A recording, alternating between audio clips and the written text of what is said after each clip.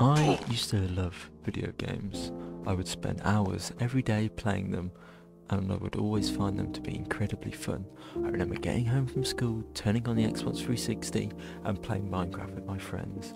But over the past few years, something's changed.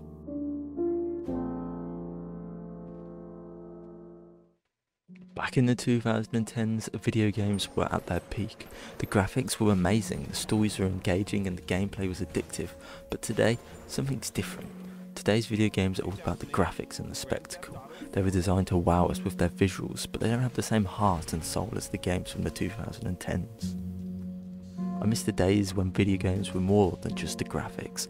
I miss the days when the video games were telling us stories, creating and crafting worlds, and inspiring us. Back in the 2010s, video games were at their peak. The graphics were good enough to be believable. They weren't so good that they took away from the gameplay. The developers focused on creating memorable characters, worlds, and it showed. I remember playing these games for hours on end. I would get lost in the worlds they created. I would forget all about my troubles. These games were more than just entertainment. They were an escape for all of us. Today, video games are more realistic than ever before, but with that realism comes a loss of imagination. The developers are so focused on making the graphics look good that they forget to make games fun. I don't want to play games that are a bunch of pretty pictures. We've got movies for that. I want to play games that are fun and interactive and creative. I want games that make me feel something. In the 2010s, video games were at the forefront of storytelling. Games like The Last of Us, Uncharted and Bioshock told complex and engaging stories that rivaled any TV show at the time. These games made us care about the characters, and they made us want to see what happens next.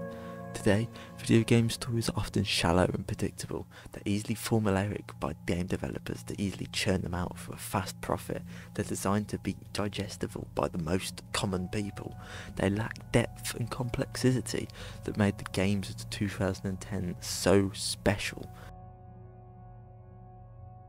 The gameplay of the video games last decade were more innovative and creative. Games like Portal, Super Meat Boy challenged players in new and exciting ways. They were games that made us think, and they made us want to improve our skills. Today, video game gameplay is often repetitive and formulaic. Games are designed to be easily accessible by the everyday folk, but they lack the challenge and originality that made games of the last decade just so fun and rich. So why aren't video games as fun as they used to be? There's a number of clear reasons I think there is, and I believe the biggest reason is developers are too focused on the graphics and spectacle. They're so focused on making games that look good that they forget to make them fun. I miss the days where the video games were more than just graphics. I miss the days where they're about telling stories and creating rich and diverse worlds. I hope that one day video games will return to their former glory.